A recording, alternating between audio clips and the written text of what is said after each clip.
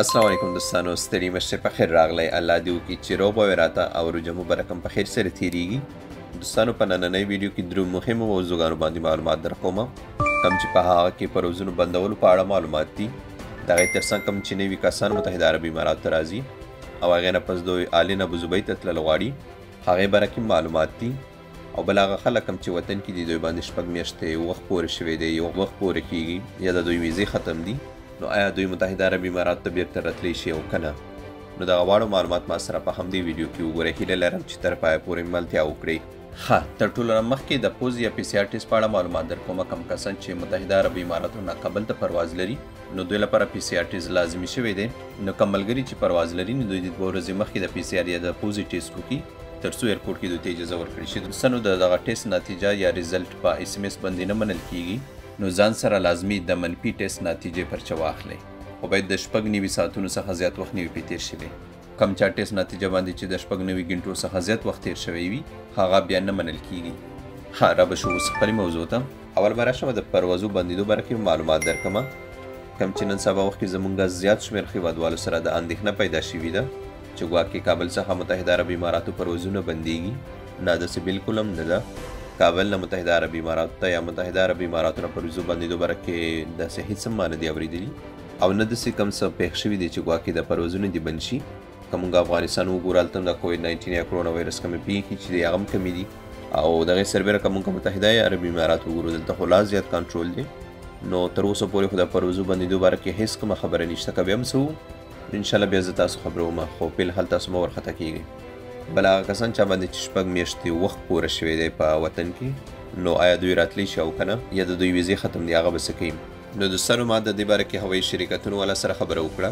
په دې کې کوم څوک چې آریانا هوایي شرکت، امارات ایرلاینز، فلای دوبۍ سره سفر لري نو دغه هوایي شرکتونه هغو کسانو ته اجازه نه ورکوي چې چا باندې 6 میاشتې وخت تېر شوی وي یا د دوی ویزې ختم شوي وي. دغو کسانو ته د 3 هوایي شرکتونه اجازه نه ورکوي. مقصد کوم څوک چې وطن کې دي دوی باندې 6 میاشتو څخه زیات وخت تېر شوی دی نو دغو کسانو ته نه آریانا هوایي شرکت اجازه ورکوي چې تر څو دوی سره د کابل څخه دوبۍ ته سفر وکړي، نه فلای دوبۍ هوایي شرکت اجازه ورکوي او نه امارات ایرلاینز. خو دغو کسانو ته بیا ایر عربیا اجازه ورکوي کوم چې د کابل څخه شارجې ته پرواز لري. کوم چا باندې چې 6 میاشتې وخت تېر شوي هغه د خپل ځان په سیسټم کې چیک کړي، شین نښانې ورکړي او ورسره د خپله ویزه په سیسټم کې چیک کړي که ویزه هم اکټیو وي. نو دغو کسانو ته تر اوسه پورې ایر عربیا هوایي شرکت اجازه ورکوي تر څو دوی سره د کابل څخه شارجې ته سفر وکړي، خو د نور هوایي شرکتونو اجازه نه ورکوي. ځینې ملګرو باندې 6 میاشتې وخت پوره کېږي، اوس د اختر ته په اندېښنې کې دي چې موږ به د اختر تېر کړو او بیا به واپس لاړ شو، زموږ ویزې خو به نه خرابېږي. نو دغو ملګرو ته ما مشوره دا ده چې کوشش دې وکړي 180 ورځو نه مخکې متحده عربي اماراتو ته داخل شي. 180 ورځې تقریبا 6 میاشتې کېږي، خو ښه دا ده چې دوی د ورځې وشمېري، نه میاشتې. ولې میاشتې خو ځینې 1 دی شي، ځینې 2 شي او ځینې 28 ورځې. نو همدې له وجې نو ښه خبره دا ده چې دوی دغه 180 ورځې وشمېري، نه 6 میاشتې. دې کې ځینې ملګري وایي چې که چېرې مونږ 180 ورځې تېرې کړو هغې نه پس درشو نو څه مسله خو به نه وي. نه، هېڅ مسله هم نشته. 180 نه که 190 ورځې هم تېرې کړئ بیا هم څه مسله نشته، خو اخرنی ټارګټ 180 ورځې دی چې د دې څخه به زیات وخت نه تېروئ. اوس به راشم هغو کسانو په باره کې به معلومات درکوم کوم چې نوي د وطن څخه راځي او دوی غواړي چې آلین ابوظبي ته داخل شي نو دوی لپاره څه قانون دی. دوستانو، دغه باره کې ابوظبي حکومت 13 ورځې نوی قانون اعلان وکړ کوم چې د نن څخه شروع شوی دی. کوم کسان چې نوي د وطن څخه راځي او دوی غواړي چې آلین ابوظبي ته داخل شي، په دې کې کوم چا چې واکسین کړي دي او دوی د گرین لیست کنټري څخه دي. گرین لیست کنټریز هغه ملکونه دي کوم چې تاسو په سکرین باندې ښکاري، خو متاسفانه په دې کې افغانستان، پاکستان نه دي شامل. نو دا کسان چې د دغو ملکونو څخه راځي دغو لپاره هېڅ کرنتین نشته، خو کله چې آلین ابوظبي ته داخل شي نو 6 ورځ به د پوزې ټیسټ کوي. خو هغه کسان چې د نورو ملکونو څخه راځي، مقصد د افغانستان، پاکستان یا د نورو ملکونو څخه، نو دوی لپاره 15 ورځې کرنتین دی، کوم چې بعد 4 ورځ پی سی آر یا د پوزې ټیسټ پسې کوي. نور به دوی ته اجازه ورکړی شي چې آلین ابوظبي ته داخل شي. دوستانو، دلته یو خبره ده، کوم څوک چې دغه 15 ورځې په شارجه، دوبۍ یا نورو اماراتو کې تېرې کړي او هغې نه پس دی غواړي چې 6 ورځ آلین ابوظبي ته داخل شي نو دغو کسانو ته په الحسن اپلیکیشن کې لازمي ای نښان راغلی وي.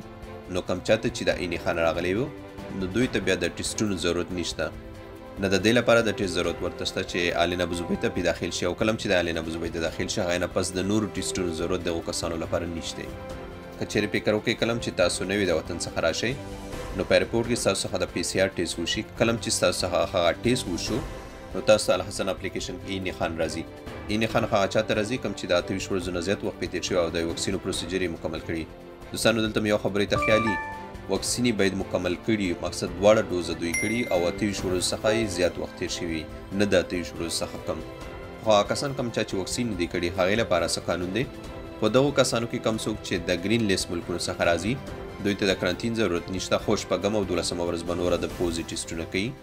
خو که کم څوک د نورو ملکونو څخه راځي، مقصد افغانستان پاکستان نه راځي، دوی واکسین نه دي کړي، دوی لپاره 10 ورځې کرنټین دی، کوم چې به 8مه ورځ بل د پوزې ټیسټ پسې کوي.